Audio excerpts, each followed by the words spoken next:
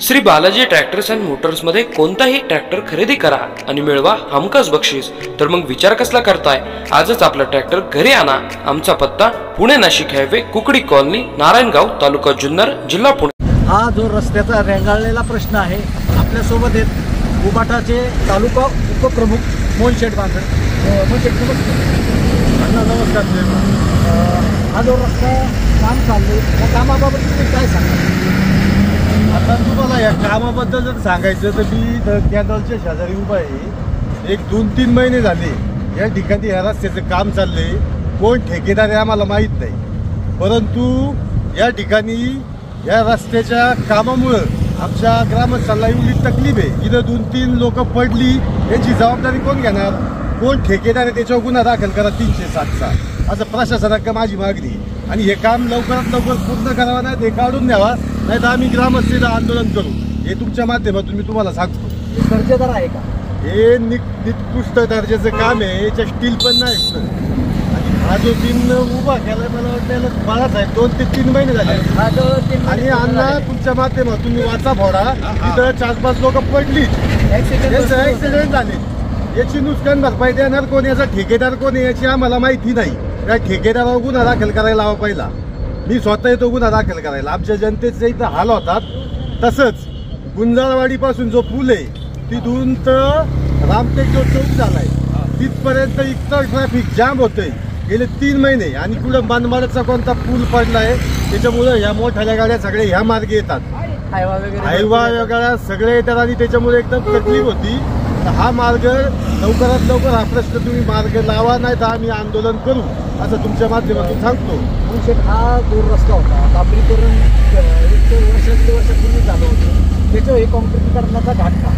आता हे काय सरकारचा निर्णय असेल आम्हाला माहित नाही। कॉन्क्रिटीकरण करतात तर चांगलंच आहे, रस्ता चांगला होता, रस्ता चांगलाच होता खालचा, परंतु आता सरकारचं काय धोरण असेल, तुम्ही रस्ता करता तर लवकर करा ना। तुम्ही 2-2 महिने जर थांबले ते बघा ना गाड्यांची अवस्था काय, कसं जायचं लोकांना? मोटरसायकलवाले जातील, एखाद माणूस भरायची वाट बघताय का तुम्ही? डबल गाडी कॉन्ट्रॅक्टर कोण आहे या कामाचा? आपल्या बेलला हातीच्या ताब्यातला 2-3 ऍक्सिडेंट या ठिकाणी झाले जात। एक ग्रामस्थ तिथे राहिलं आहे, त्यांना विचार काय सांगाल? एवढी परिस्थिती बेकार आहे ना, रात्रीची ना 2-2 तास ट्रॅफिक जाम होती। 2-2 तास आम्हाला रात्र उठून आहे ना हे करावं लागते, तर गाडी बसत नाही इथे। गाडी ना गाडी बसत नाही। या माध्यमातून त्या कॉन्ट्रॅक्टरला माझा इशारा आहे, आमचा बेलला हद्दीत इकडे गुळणचोडी आणण्यापर्यंत कुणी काम घेतला असेल ना त्याची आम्हाला माहिती द्या, नाही तर त्याच्या घरावर आम्ही जाऊन दगडफेक करू।